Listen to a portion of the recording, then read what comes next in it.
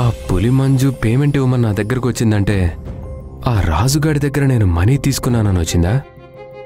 అంటే ఆ రాజుగాడు పులి మంజు దగ్గర ఆ డబ్బుని దొంగతనం చేసుంటాడా? రేయ్, పొద్దున నీ దగ్గర తీసుకున్న డబ్బులు నీకెక్కడి నుంచి వచ్చారా? అన్నా అదే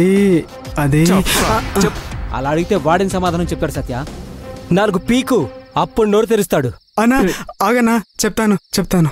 పొద్దున నీ దగ్గరికి లేడీ కానిస్టేబుల్ వచ్చింది కదన్నా, ఆ డబ్బుల్ని దొంగతనం చేస్తానన్నా.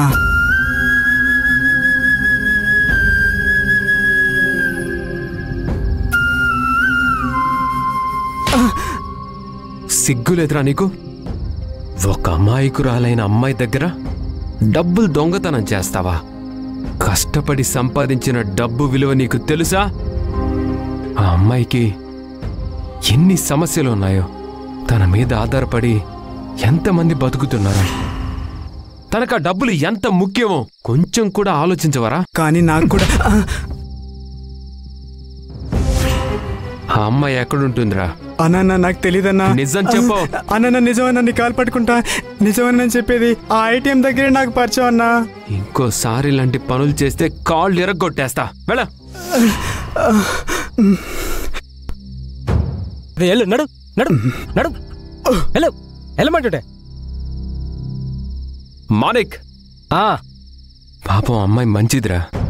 తన అడ్రస్ కనుక్కో, వెళ్ళి డబ్బులు ఇచ్చేద్దాం. ఓకేరా.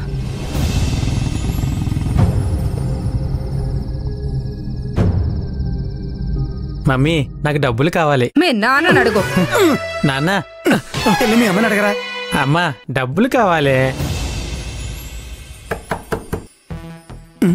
రే, సౌండ్ వస్తుంది బయట, ఎవరు వచ్చారు చూడు. ఓ సరే.